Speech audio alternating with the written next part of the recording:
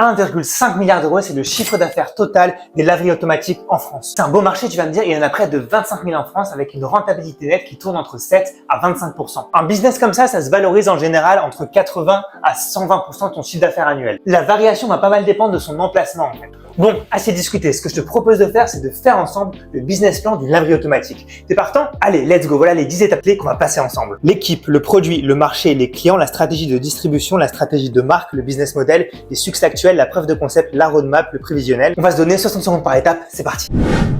Première partie de notre business plan, ça va être la partie la plus importante. En général, l'équipe. Ici, elle va être divisée en deux parties. Tout d'abord, pour la partie gestion, ça pourrait être le gérant directement qui s'en occupe avec une gestion active, ou bien ça peut être une gestion passive. Si c'est un investissement passif, dans ce cas-là, il peut y avoir quelqu'un qui va gérer ça ou ces laveries, par exemple. Il faut savoir que si c'est juste une seule laverie à gérer, il n'y aura pas besoin de quelqu'un à temps plein. Et la deuxième partie importante, c'est la partie en fait entretien. En général, elle est externalisée et elle représente 15 à 20% du chiffre d'affaires. Il faut savoir que la propreté, c'est vraiment clé dans une laverie. Je reviens un peu sur la partie gestion parce que quasiment toutes les laveries aujourd'hui permettent de payer par carte. Alors oui, il y aura forcément des frais autour de 1 à 2% pour les transactions, mais avec le cash, il faut forcément que quelqu'un s'en occupe régulièrement, qui compte, qui l'emmène à la banque, ça prend du temps. Et donc au final, en ayant la carte, on va gagner du temps dans la partie gestion. Pour finir, est-ce qu'il faut des compétences particulières pour gérer une laverie? Eh bien non, il faut juste un sens business et du bon sens en général.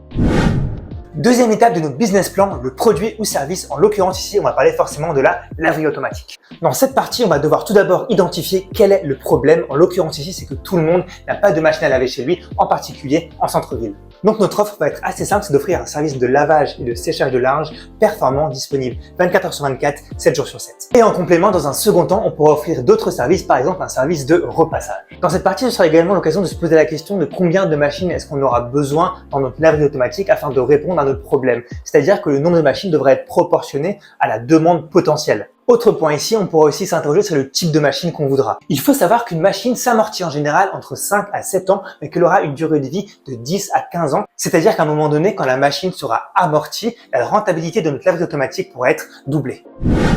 Troisième partie, le marché. Donc là, on va s'intéresser à est-ce qu'on a un marché potentiel assez intéressant pour lancer notre laverie automatique. Les personnes qu'on va viser, en fait, ça va être des gens qui peuvent pas laver leur linge chez eux et on va les retrouver dans 3 endroits principaux. On va les retrouver dans des centres-villes avec des espaces restreints. On va les retrouver au niveau de résidences, notamment des résidences étudiantes ou encore dans des lieux touristiques. Donc la question, ça va être est-ce que l'emplacement qu'on va choisir, il va pouvoir ramener assez de monde. Il faut savoir que le marché, en tout cas en France, existe. Comme il est valorisé à 1,5 milliard d'euros de chiffre d'affaires, on compte 25 000 laveries. Donc il y a clairement un marché. Maintenant, la question est de savoir si ce marché est possible à l'emplacement que tu vas choisir. Il faut savoir que 60% des laveries automatiques sont dans des villes qui comptent plus de 100 000 habitants. Donc on voit vraiment qu'il y a un jeu de volume. Le critère de l'étude de marché ici sera donc hyper important pour être sûr et être garanti qu'il y aura un volume suffisant de passages et de personnes dans notre laverie automatique. Tout ce qui est petit village, tu peux oublier.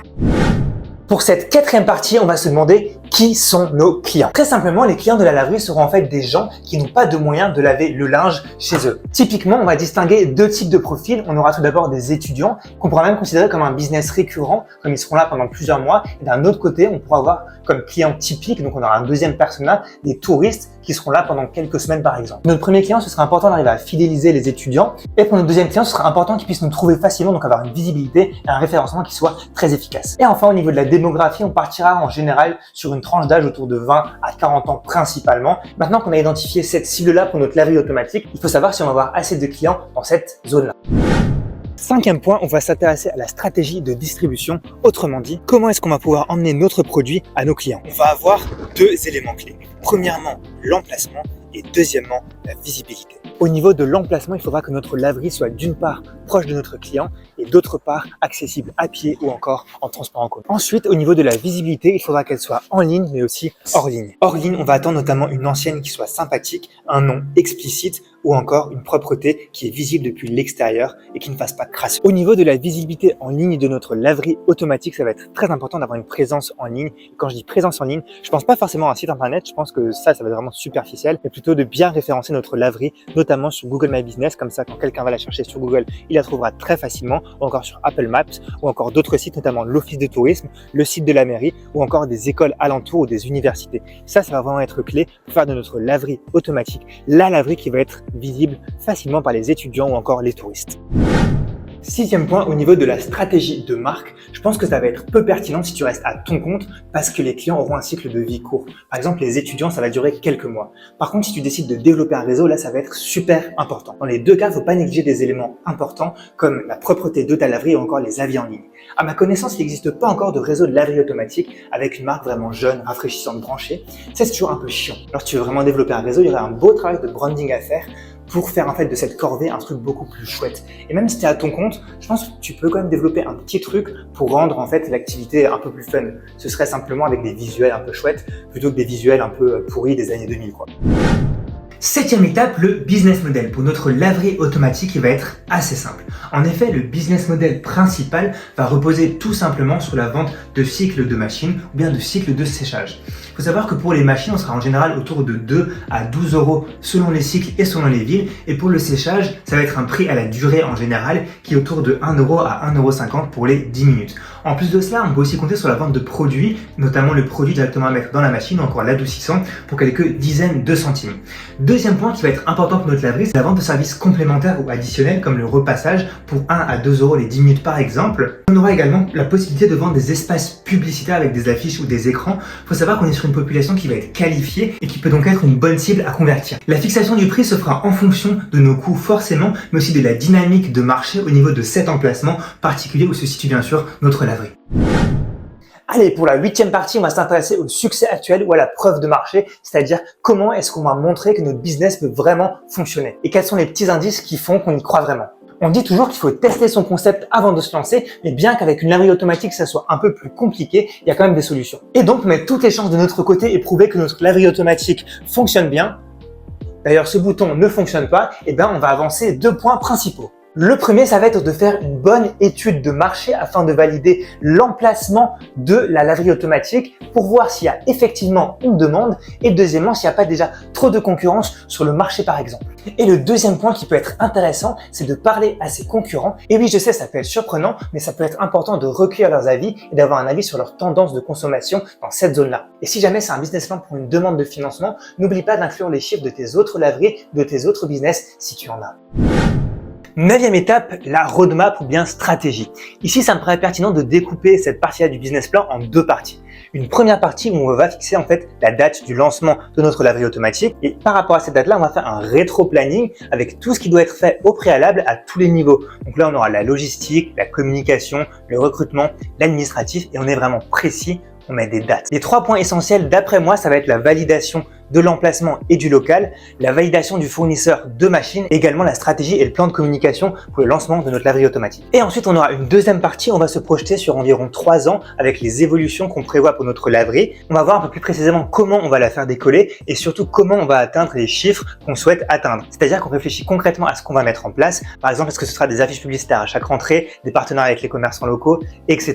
C'est aussi important de fixer des objectifs chiffrés à chaque fois. Il faut savoir qu'une laverie automatique, c'est autour de 40 000 € de chiffre d'affaires moyen. Et par rapport à ces chiffres, bien sûr, inclure un plan d'action comme je l'ai dit précédemment. On peut aussi inclure dans notre stratégie directement un plan de cession pour notre laverie automatique au bout de quelques années. Ça peut être une volonté. Et donc, on peut directement l'inclure et l'avoir en tête. Il faut savoir, et je le rappelle, qu'une laverie se vend en général autour de 80 à 120% de son chiffre d'affaires. Donc, si la laverie génère autour de 40 000 €, on peut espérer la vendre autour de, on va dire, entre 30 et 50 000 €.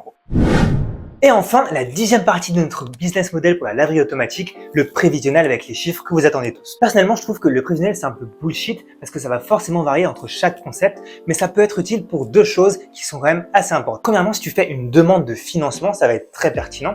Tout ce qu'il va falloir montrer sur le prévisionnel, en fait, c'est que ta laverie va effectivement être rentable, c'est tout ce que la banque veut voir. Deuxièmement, ça permet de se fixer des objectifs personnels, notamment en termes de marge et de chiffre d'affaires. Et voilà les principales marges et ratios d'une laverie automatique. Alors bien sûr, ça pourra légèrement varier selon les spécificités de ta propre laverie, mais grosso modo, on est sur ça. Donc pour le loyer, donc de l'emplacement et du local, tu seras autour de 15 à 30% du chiffre d'affaires. Pour l'énergie, donc principalement l'eau et l'électricité, on sera autour de 15 à 20% également du chiffre d'affaires.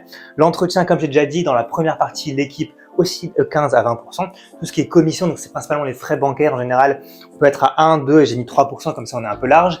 Les frais administratifs autour de 15%, donc là c'est tout ce qui est comptable, assurance, etc. Et d'autres frais, des taxes et tout ça.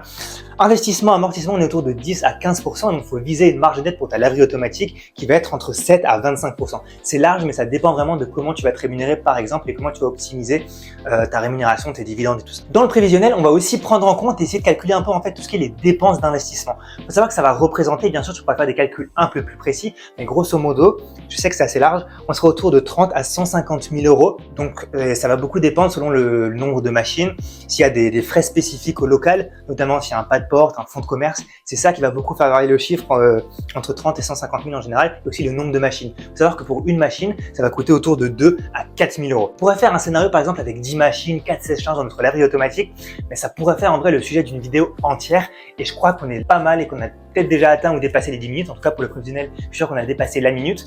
Donc, on va s'arrêter là. Je sais pas si je vais faire une conclusion dans la laverie, je crois. Donc, rendez-vous dans la laverie. Bon, j'espère que tu as compris que tu ne deviendras jamais riche ou archi riche avec une seule laverie, car même si tu t'occupes de sa gestion, tu pourras au mieux dégager en gros autour de 1 000 euros par mois avec cette laverie. Ce qui est vraiment pas terrible au final. D'où la stratégie de vraiment voir le business de la laverie automatique en fait comme un investissement ou bien comme une activité à plus long terme où tu décides d'avoir en fait plusieurs laveries justement afin d'avoir un revenu suffisant. En tout cas, j'espère que ce format t'a plu. Si tu veux qu'on en fasse d'autres avec d'autres business et qu'on fasse d'autres business plans en 10 minutes, eh ben, dis-moi ça en commentaire. Et aussi, tout simplement, pense à t'abonner. Merci d'avoir regardé la vidéo jusqu'au bout.